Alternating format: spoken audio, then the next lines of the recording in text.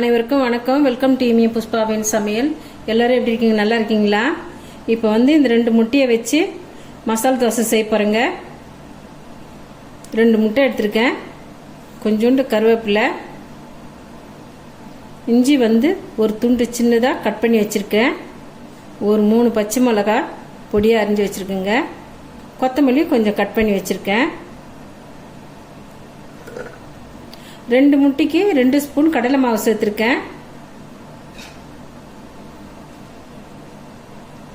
ஒரு வெங்காயம் பொடியாக அரிஞ்சு வச்சிருக்கிறேன். பெரிய வெங்காயமாக எடுத்துக்கோங்க.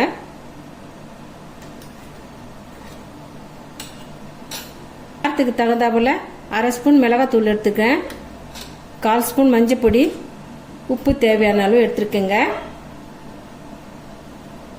மிளகாத்தூள், மஞ்சள் பொடி, உப்பு 3த்தையும் கடலை மாவில் சேர்த்துக்கலாம்.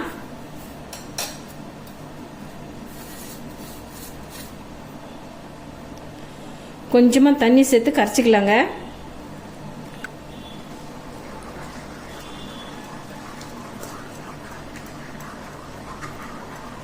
கட்டி இல்லாமல் நல்லா அந்த கரண்டிலேயே அப்படியே கடைஞ்சி விட்டுக்கலாம்.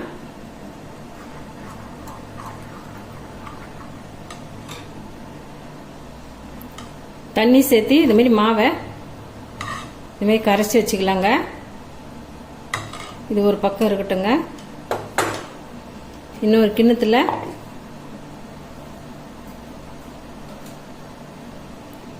ரெண்டு முட்டையை உடச்சி ஊற்றிக்கலாம்.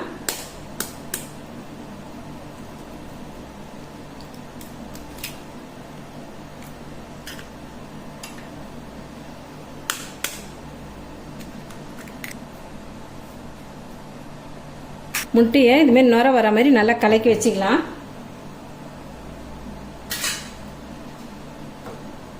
இந்த முட்டையில் தண்ணி ஊற்றி கரைச்சி வச்சிருக்கிற மாவை முட்டையில் சேர்த்துக்கலாம். முட்டையும் மாவையும் இதுமாரி நல்லா கலந்து விட்டுக்கலாம்.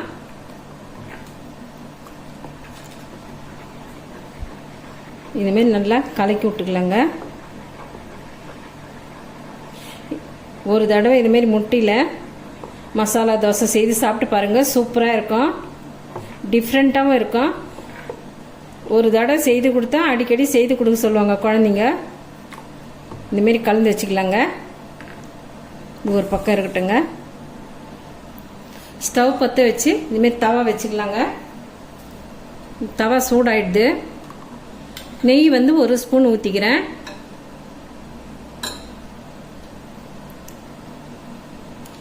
நெய் நல்லா உருகிடுதுங்க. இப்போ நம்ம கட் பண்ணி வச்சிருக்கிற வெங்காயத்தை, இந்த வெங்காயம் பாதி அளவுக்கு நல்லா வதங்கிடுதுங்க. இஞ்சி, கொத்தமல்லி இது 4த்தையும் வெங்காயத்தில் சேர்த்துக்கலாம்.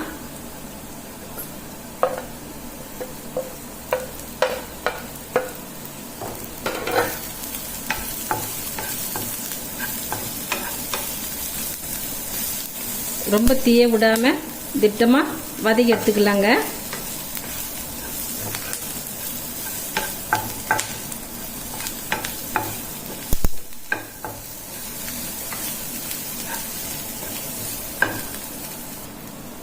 வெங்காயம் பச்சை மிளகாலாம் பாதி அளவுக்கு வதங்கிடுது. இப்போ நெய்யில் வதக்கி வச்ச வெங்காயம் பச்சை மிளகாவை இந்த மாவில் இந்த முட்டையில சேர்த்துக்கலாம். நல்லா கலந்து விட்டுக்கலாங்க.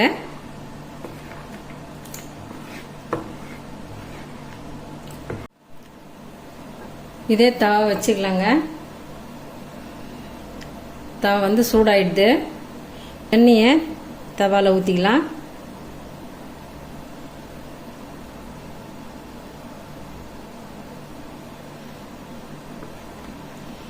கலந்து வச்சிருக்கிற முட்டை கலவையை நல்லா கலக்கிட்டு இனிமேல் நல்லா கலக்கலாம். கலக்கின்னு ஒரு கரண்டி எடுத்துக்கலாங்க.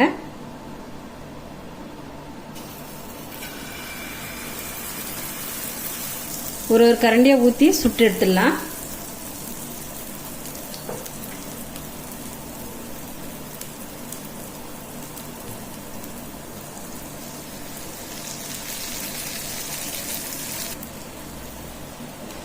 ஒரு பக்கம் வெந்துடுதுங்க. இப்போ திருப்பி போட்டுக்கலாம்.